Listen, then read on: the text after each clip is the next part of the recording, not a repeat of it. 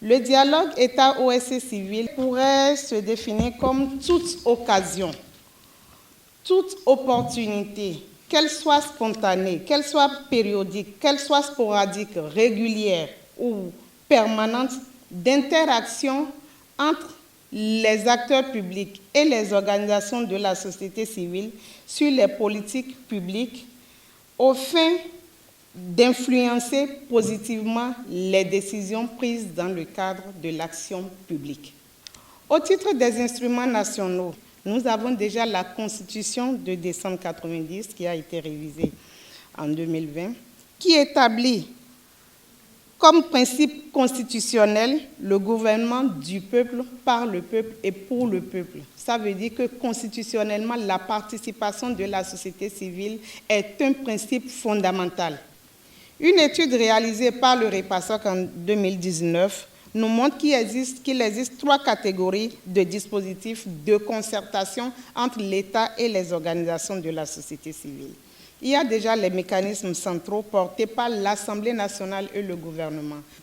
Il y a les mécanismes sectoriels portés par les ministères et la loi 2019 vient le confirmer. Il y a des mécanismes portés par des programmes de coopération en cours d'exécution. Au-delà de ces mécanismes centraux, nous avons aussi le dialogue social porté par les organisations corporatistes, les syndicats, je veux dire. Et tout récemment, cela a été encore renforcé, ce sera renforcé, disons, par le projet de loi en cours de proposition. Le contexte actuel du dialogue a évolué.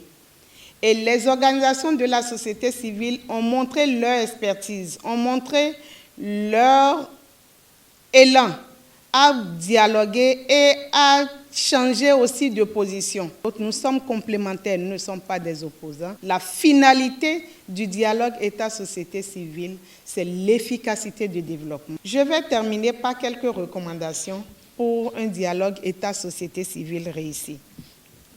Pour l'État, il faudrait forcément, malgré les tests, malgré le cadre institutionnel qui régit le dialogue, il faudrait forcément que l'État crée les conditions favorables à un bon dialogue. Il ne faut pas qu'on vienne au dialogue avec la peur au ventre. Il faut qu'on soit sûr que ce qu'on veut, son expression est prise en compte et qu'on est libre de son expression.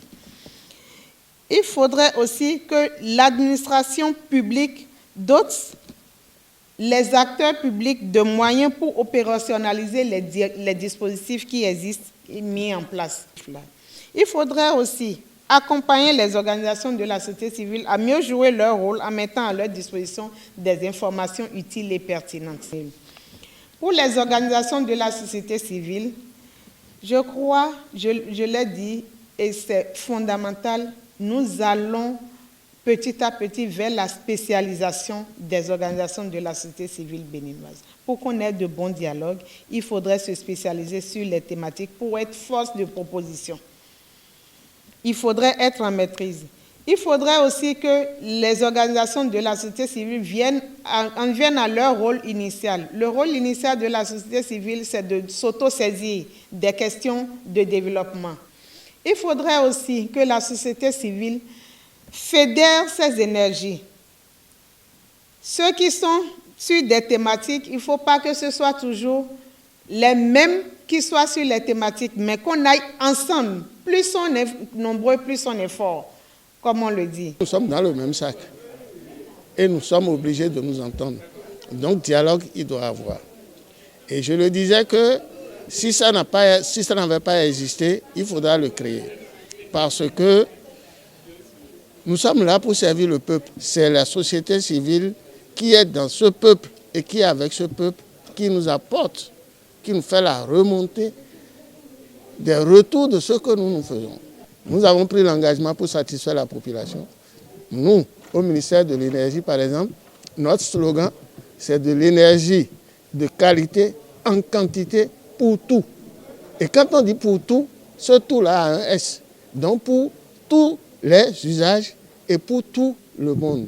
Le dialogue État-société civile doit continuer afin que les organisations de la société civile continue de constituer cette passerelle entre les populations et les gouvernants afin que les préoccupations, les besoins prioritaires des communautés à la base puissent être prises en compte dans les budgets au niveau local comme au niveau national. À travers ce dialogue, je crois que désormais, la société civile va se professionnaliser davantage afin d'être un véritable partenaire capable d'apporter de plus-value au débat entre État au niveau sectoriel comme local et société civile pour l'effectivité du développement à la base et au niveau national.